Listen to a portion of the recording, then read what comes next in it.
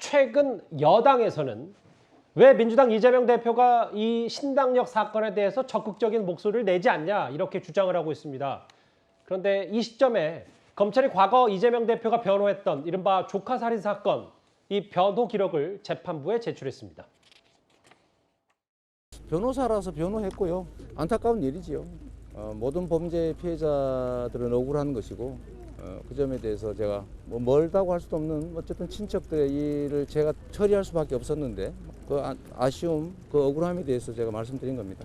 가슴 아픈 일이고 다시 한번 사과드립니다. 마음 아픈 일이죠. 오랜만에 이 뉴스 다시 접하시는 분들 위해서 다시 한번 설명할게요. 2007년 2월에 당시 이재명 대표 조카 모녀살인으로 무기징역이 확정됐는데 당시 이재명 대표가 변호를 했고 근데 이거를 지난 대선 기간에 대입 폭력으로 지칭해서 발언이 논란이 됐고 당시 유족 측이 1억 원의 손해배상 청구를 했어요. 형사 기록을 요청했는데 오늘 서정욱 변호사님 검찰이 이 내용을 법원에 냈다. 뭐 이 얘기가 오늘 핵심입니까? 그렇습니다. 실제 이제 그 변호사가 법정에서 변호하다가 상대의 명예를 훼손할 수도 있잖아요. 이런 경우는 이제 형법에 보면 업무로 인한 행위는 이제 위법성이 조각이 됩니다. 업무로 인한 행위는 변호사 업무니까 예. 따라서 이제 기본적으로는 조각이 되지만 그러나 이제 그 한계가 있어요. 이게 조각이라는 거는 어느 정도 참작이 된다 이 말씀이죠. 처벌이 안 된다는 거죠. 예. 위법성이 없으니까. 그런데 문제는 이제 그 판례를 보면 변호사가 변호를 하다가 피해자를 심하게 모욕을 한다든지 아하. 또는 이제 허위 사실을 가지고 명예를 훼손한다든지 이런 데는 이제 변론권을 남용 또는 이게 잘못했기 때문에 이거는 한계를 벗어난 거예요. 그러니까 좀 더 쉽게 얘기하면 법정 다툼을 하다 보면 여러 얘기가 있을 수 있는데 유족 측이 받아들여도 이건 정말 선을 넘었다라는 거는 나중에 명예훼손으로 소송을 걸 수 있다 이 말씀이신 거죠? 그렇습니다. 피해자한테 불필요하게 모욕적인 언사를 쓴다든지 예. 또는 이제 허위 사실로 명예를 훼손한다든지.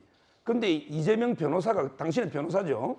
근데 말이 안 되게 심신미약 전혀 근거도 없는 주장을 한다든지 또는 이제 명백한 고의 살인을 뭐 데이트 폭력으로 미화한다든지 이런 게 이제 유족들 입장에서는 상당히 정신적 고통을 받았다. 예. 이래 소송을 했잖아요. 예. 그렇다면 이게 본인이 사과까지 했으면 성실하게 자료를 내고 답변을 해야 되잖아요. 근데 6개월 동안 답변도 안 내고 완전히 무시하고 뭉개니까. 예. 그러면 이제 유족 입장에서는 증거를 확보해야 되잖아요. 따라서 이제 검찰에 사실 조회를 신청하면 또는 이제 문서 제출 명령이나 이걸 신청하면 이게 요즘은 잘 안 받아주는데 예. 아마 이제 검찰에서 3개월 동안 면밀하게 검토해서 필요하다. 이래서 이게 보내준 게 아닌가 이렇게 보입니다. 사실 이승훈 변호사님 뭐 지난 대선 기간도 그렇고 지금도 마찬가지로 데이트 폭력이라는 단어는 너무 이 사건을 축소한 거 아니냐 이런 규정 자체가. 근데 당시 대선 기간에 이걸 사과했단 말이죠. 어찌됐건 변호한. 근데 이후에 재판 과정에서 뭔가 성실하지 못하다. 이 부분 저희가 어떻게 받아들일까요?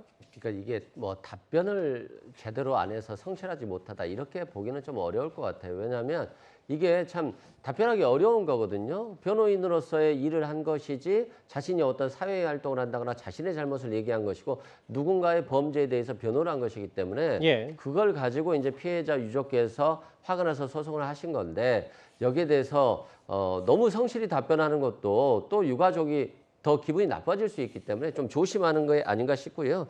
실제 이제 데이트 폭력이라고 하는 것은 과거에 있던 헤어진 연인에 대한 보복성 폭력을 크게 말한 건데 최근에는 일단 폭력이 범위가 더 넓어서 살인까지도 가고 있기 때문에 데이트 폭력의 어떤 의미를 조금 다르게 해석해야 될 것 같다 싶고요.